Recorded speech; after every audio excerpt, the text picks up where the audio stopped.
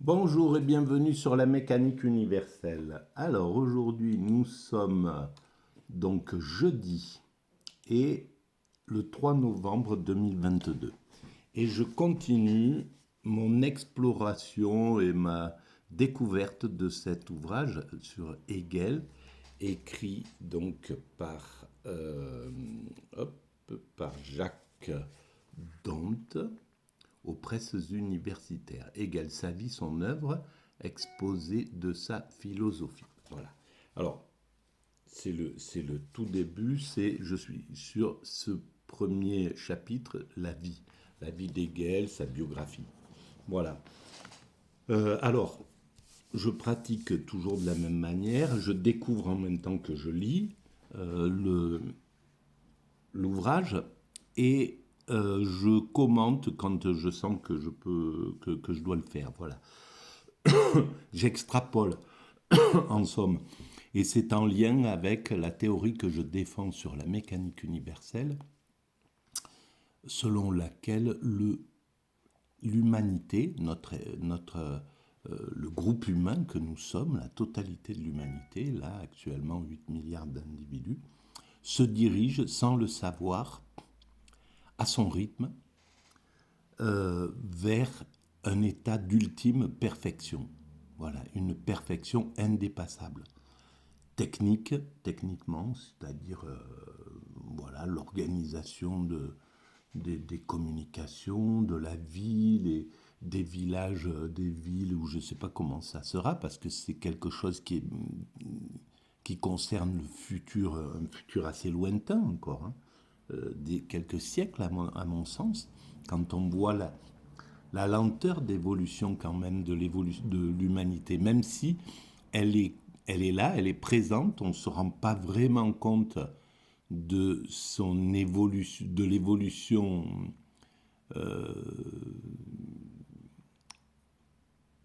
profonde. Mais par exemple, voilà, entre les années 60 et les années et aujourd'hui, il suffit de regarder tout ce qui a été imaginé, créé, qui a été construit, la partie du progrès qui est consacrée à un fonctionnement universel. Voilà, les réseaux sociaux, par exemple, le fait qu'on ait imaginé la Banque mondiale, l'ONU, l'UNESCO, l'OMS, l'OMC, etc. Toutes ces organisations. Et puis, il y a une multitude de choses qui montrent que nous allons vers cette unification, vers une unification. Et finalement, on peut même voir la réduction de la, même si elle est présente, elle est là, et le néolibéralisme, malheureusement, bien qu'il ait sa vocation, n'a pas adouci les choses, mais la guerre est quand même de moins en moins, euh, de moins en moins systématique, on va dire. Elle l'était sans doute beaucoup plus à l'époque des Grecs, puis des Romains, puis etc. Au Moyen Âge, à l'époque des rois, voilà, et même au tout début du XXe siècle, à la fin du XIXe et au début du XXe siècle, c'était, même si ça impactait moins le peuple, parce que le progrès n'était, le progrès militaire n'était pas aussi aussi violent. Et donc voilà, il y a ces deux côtés qui font que c'est difficile d'observer l'évolution de l'humanité. Mais elle est, selon moi, elle est vraiment là et elle nous amène doucement vers la gestion progressive de notre comportement, de mieux en mieux. Déjà, il y a le développement de la psychologie, les soins thérapeutiques, il y a tout un tas de choses qui font que, même si, encore une fois, le néolibéralisme rend fou une grande partie de la population par son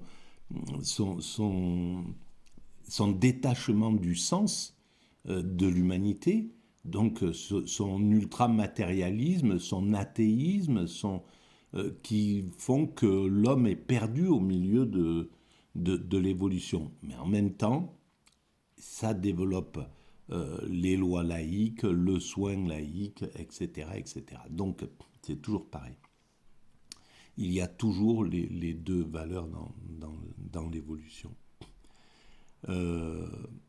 Voilà, donc la maîtrise du comportement, elle est au travail, elle est à l'œuvre. La maîtrise de l'environnement, c'est pareil. On a le côté qui a détruit cet excès de, de matériel, justement, euh, de consommation, etc., qui a été pendant toute une période où l'homme se retrouvait, ne, ne, ne se posait pas vraiment de questions ou refusait de regarder, comme c'est le cas de l'humanité globalement, dans l'humanité matérialiste, le monde moderne, ce que René Guénon appelle le monde moderne par rapport au monde traditionnel. Le monde moderne, donc l'Occident en gros, euh, ne, n'avait pas le même rapport à la nature, à la globalité, à la totalité, à l'ensemble, aux animaux, etc., que ne l'avaient les sociétés traditionnelles. Mais on est en train, voilà, il y a toujours, face à un excès, il y a toujours une compensation. On est en train de revenir sur l'écologie, de pousser l'écologie à bloc. C'est quelque chose qui commence, parce qu'on est en état d'urgence. Malheureusement, les sociétés idiotes, on va dire, hein, les sociétés simplistes, les sociétés binaires, elles peuvent que évoluer devant l'accident, quoi. Devant, il faut qu'elles attendent, le dernier moment pour dire bon, on peut pas faire autrement. Allez, on va changer les choses. Et c'est malheureusement le cas du néolibéralisme. Voilà. Alors, donc, il y a ça, la maîtrise donc de notre environnement qui est en cours, qui est en route. Il faut simplement imaginer dans 80 ans ou 70 ans, il n'y a plus une voiture qui pollue, c'est terminé. Il n'y a plus on n'utilise plus d'énergie fossile. Peut-être que ça mettra un peu plus de temps. Peut-être que les, les, ceux qui détiennent les richesses à ce niveau-là voudront encore aller plus loin, un peu plus loin pousser, mais il y a un moment où ils devront céder et on passera sur autre chose. Voilà. Et la maîtrise du questionnement. Alors c'est pareil, la maîtrise du questionnement nous amène doucement vers une compréhension de pourquoi nous sommes présents sur cette planète. Qu'est-ce que nous faisons perdu au sein de cet univers.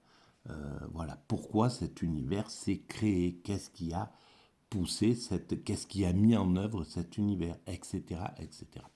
Ces questions, ça sera la science physique, ça sera les scientifiques qui la mettront à jour. Mais ils révéleront simplement ce que les intuitions religieuses avaient déjà compris depuis l'origine de la société organisée, plus ou moins. Donc voilà.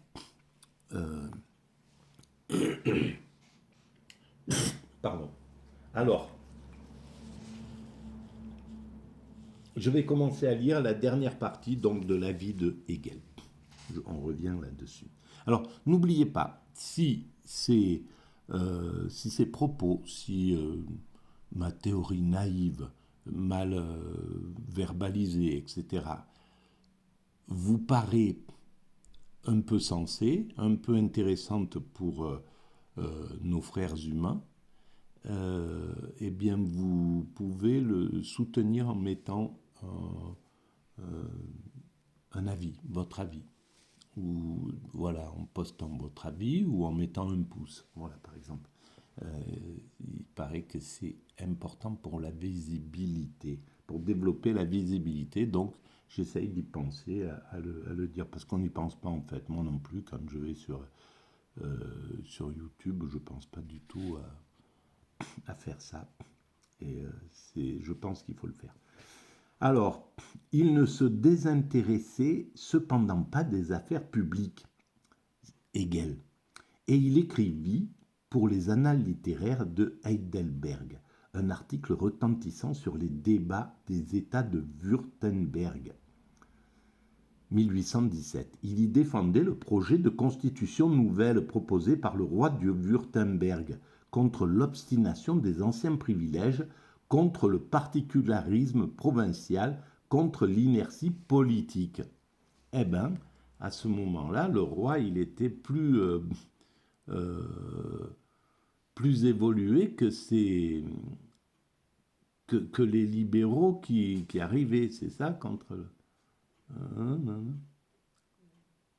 projet, il défendait le projet. Eh ben, voilà, ben, c'est à savoir ça, c'est intéressant. Alors, à la fin de 1817, le ministre prussien de l'Éducation, Altenstein, lui offrit le poste de professeur de philosophie à l'université de Berlin. C'était un partisan et un ami de Hardenberg, le réformateur de la Prusse, et en choisissant Hegel, il semble avoir été influencé à la fois par la renommée grandissante du professeur et par les recommandations progressistes dont il pouvait se prévaloir. Alors, je vous renvoie à l'écoute des vidéos précédentes pour avoir la totalité de la vie, de la biographie que, que Jacques, Dont a fait. Voilà, on arrive à la fin les dernières pages. Hegel accepta avec joie. Il souhaitait depuis longtemps se situer au centre de la vie politique et intellectuelle de l'Allemagne. Au cours de ses pérégrinations, tout au long de sa vie, il avait toujours opté pour l'État qui, à chaque moment, représentait le mieux le progrès social et national tel que la bourgeoisie allemande le concevait. Francfort, la métropole commerçante bientôt favorisée par Napoléon, y naît l'université de ce duché de Saxe-Weimar que ses voisins taxaient volontiers de jacobinisme. Non sans exagération, la Bavière, après le retour au pouvoir de l'ancien illuminé Montgelas, ennemi déclaré de l'obscurantisme, promoteur d'idées politiques modernes. Voilà, alors je pense que, et c'est marrant parce qu'en ce moment je suis en train d'écouter sur France Culture des émissions à propos du libertarisme, les libertariens, dont on voit Jeff Bezos, Elon Musk, etc., qui pensent qu'il ne faut pas d'État, le minimum d'État. Et là, je vais m'attaquer donc de René Guénon. René Guénon m'a conduit à Hegel et Hegel va me conduire, je pense, à ce libertarisme-là, qui est au pouvoir d'ailleurs, puisque voilà, Elon Musk vient de racheter Twitter. Et on va voir si ce qu'il dit, c'est la liberté d'expression, etc., pas toucher à la liberté, etc., etc. On va voir si ça va avec la toute-puissance, avec le fait de laisser un individu dans la pleine liberté acquérir la moitié du monde, acquérir des choses qui sont essentielles pour le monde, comme Twitter par exemple, et s'il va respecter cet état-là de pensée. Si on se retrouve avec des manipulations de Twitter, etc., etc., qu'est-ce qui va se passer sur Twitter? Ça va être intéressant. Et le libertarisme, il y a beaucoup de choses à dire à ce niveau-là, et je pense que je vais m'intéresser de près à cette vision, que je conteste finalement. Elle est intéressante vers la finalité de l'humanité, quand chaque être humain aura acquis une sorte d'égalité de vie. Alors oui, à ce moment-là, la liberté totale, la liberté absolue, elle s'imposera d'elle-même, il n'y aura plus besoin. Mais ça nécessite tout un tas de choses qui ne vont pas avec la vie actuelle. Aujourd'hui, c'est trop tôt, à mon sens, pour le libertarisme. Le libertarisme, on le voit, l'État-providence s'est écroulé en France et on a de plus en plus de gens dans la précarité, on a un état psychique en dépression, un monde où on est en dépression. Et tout ça, c'est l'ultralibéralisme, c'est l'avancée vers le libertarisme en fait. Aux États-Unis, c'est pire encore. Voilà des millions de gens quasiment dans la rue. Enfin, et c'est les résultats de, du naufrage du libéralisme dans le néolibéralisme à partir de la chute du mur de Berlin et de l'entrée en toute puissance du capitalisme, en fait, quand il a vaincu son ennemi, qui apportait l'idée d'égalité, qui apportait les valeurs humaines et qui obligeait le capitalisme à avoir des valeurs humaines, parce qu'il était face à un contradicteur et il pouvait, s'il se comportait mal, il envoyait des gens dans le Parti communiste qui était à l'époque en Europe, en Occident, qui était quand même, enfin au moins en Europe, qui était assez balèze. Et il fallait toute la manipulation du capitalisme pour le maintenir, pour éviter qu'il grossisse, pour éviter qu'il prenne le pouvoir un peu partout. Donc, on voit que c'est le retour à la nature, c'est le retour aux lois de la nature. Le plus fort, voilà, si un homme peut acheter tout ce qu'il veut, voilà, il peut arriver à des positions de toute puissance qui sont où le reste du monde n'a plus rien à dire, ne peut plus même contester. Qui va contester la position dominante de Twitter, d'Amazon ou je ne sais pas, qui va contester ces positions. Voilà. Et je ne suis pas contre ces choses, hein. C'est pas la question. La question, c'est, je pense que le monde doit être régulé, je pense que l'État doit avoir une position très importante dans l'évolution, et de plus en plus à mon sens. Bon, mais on parlera de ça plus tard. Alors, c'était maintenant la Prusse qui, exaltée par les promesses royales de constitution guidées par Hardenberg, relevait le drapeau de la liberté religieuse, du renouveau politique, du progrès scientifique et culturel, de l'unité nationale. L'université de Berlin offrit à la doctrine de Hegel un incomparable champ de rayonnement. Il y accomplit un gigantesque travail d'enseignement, donnant d'année en année, devant un auditoire choisi, ses célèbres leçons sur la philosophie du droit, la philosophie de la religion, l'esthétique, l'histoire de la philosophie et la philosophie de l'histoire. Il publia en 1821 ses principes de la philosophie du droit. Eh bien, ça devait être quelque chose d'extraordinaire, ces cours. Voilà. Et malheureusement, on ne les a pas. Mais je me demande si, dans 100 ans, dans 200 ans, je ne sais pas quand, on ne parviendra pas à retrouver le son des voix dans les objets qui étaient présents à un certain moment. Si on retrouve une poterie qui était présente ou quelque chose,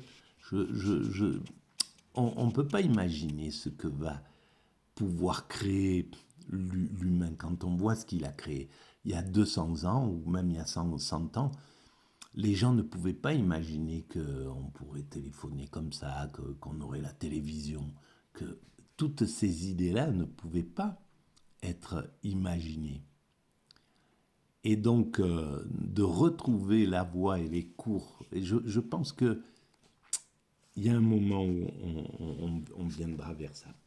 Et d'ailleurs, euh, ça me fait penser, je lisais le livre d'Abraham Cohen un peu sur le Talmud, et donc j'ai pensé à quelque chose sur l'Apocalypse, donc la dernière partie de l'évolution de l'humanité, l'atteinte dans la perfection, le royaume de Dieu qui s'impose, et donc les morts qui ressuscitent en somme. Ça serait un peu ça l'idée. Il faut que je peaufine un peu cette lecture, mais pour vraiment être sûr de ce qui a voulu être, de ce qui est dit, de ce qui a été pensé par le judaïsme, etc. Mais il n'y a peut-être pas de difficulté. Qui dit que dans 100 ans, dans 200 ans, on ne parvienne pas, à partir d'un os, même d'un peu de poussière, d'un être humain, à remettre en vie une vie. Qui dit que ce n'est pas possible, cette chose-là? On ne peut pas. Voilà, alors bien sûr c'est de la science-fiction, c'est etc., etc. Mais quand on voit les progrès de l'évolution des choses, c'est pas... Voilà. Bon, je continue. Euh, Hegel accepta avec joie. Il souhaitait depuis longtemps se situer au centre de la vie politique et intellectuelle de l'Allemagne. Je le comprends. Au cours de ses pérégrinations tout au long de sa vie, il avait toujours opté pour l'État qui, à chaque moment, représentait le mieux le progrès social et national tel que la bourgeoisie allemande le concevait. Francfort, la métropole commerçante bientôt favorisée par Napoléon, Iéna, l'université, etc. Ben oui, j'ai tout lu ça. Alors, euh, voilà, ça c'est fait. Mais en définitive, euh, l'État, pourquoi l'État est important? Voilà, il suffit de voir à chaque fois que l'État perd de l'influence sur les oligarques, sur les élites, sur les dominants, eh bien le monde souffre. C'est simple. Voilà, on est dans un monde, l'Occident est en pleine souffrance, tout simplement parce que il n'y a plus d'État-providence, il n'y a plus de les plus fragiles rentrent dans la souffrance et il y a de plus en plus de fragiles parce que le monde est de plus en plus compétitif, il y a de plus en plus de compétiteurs et c'est comme dans la nature si on multiplie le nombre de prétendants à la domination et de dominants, eh ben, il y a de plus en plus de combats pour la dominance. Voilà, c'est tout simple et c'est exactement ce qui se passe avec avec l'humanité actuelle. Et ça, je l'ai bien éclairé sur la mécanique universelle. Je vous renvoie au chapitre lié à humanité, médias, humanité, j'en parle dans les deux, un peu partout, mais dans humanité, je parle surtout de ça. Voilà. Et je pense que c'est logique. Si on fait plus on fait de compétiteurs et plus il y a de combats, quoi. C'est tout. Hein. Et le monde, c'est pas pour rien qu'il est devenu ultra violent parce que le néolibéralisme a dit à tout le monde, voilà, soyez des compétiteurs, battez-vous. Voilà, c'était les émissions. Ça a commencé comme ça, le néolibéralisme dans les années 90. L'arrivée des Tapis, des Berlusconi, des types comme ça qui disaient, allez, il faut être des winners et qui lançaient. Alors, c'est c'est bien de donner la liberté à chacun d'exprimer son principe créatif de pouvoir l'exprimer le mieux possible. Et par exemple, Marcel Duchamp parlait de ça, Beuys, Joseph Beuys disait que tout le monde serait un jour un artiste, et Andy Warhol, etc. C'était justement ces êtres humains, ces artistes qui travaillaient au XXe siècle. Donc, qui étaient dans ce siècle où où tout devait partir comme ça. Mais c'est très important, je suis tout à fait d'accord, la créativité est fondamentale. Simplement, alors il faut ramener la compétition à quelque chose de respectueux, d'absolument respectueux. Il ne faut plus que ça soit quelque chose où il n'y a pas, qui se fait sans foi ni loi, qui se fait sans empathie, qui se déroule sans, voilà, on s'en fout, celui que, une fois qu'on a vaincu l'autre, il est à terre, mais on n'en a rien à foutre, on continue. Non.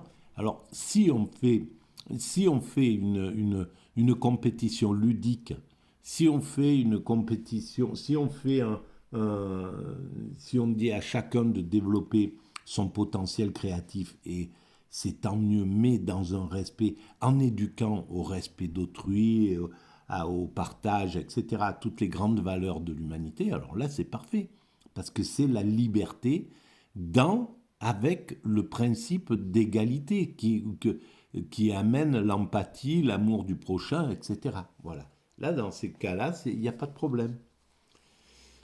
Euh, donc, est-ce que je continue? Je vais arrêter là et je vais faire plusieurs petites vidéos parce que c'est un peu long sinon. 26 minutes, c'est déjà beaucoup. Je ne sais pas comment vous faites pour supporter tout ça. Mais je pense que la plupart, vous restez minimum et puis je dois vous casser les pieds. Bon, bref, je vous remercie de votre écoute. Soyez heureux. À bientôt.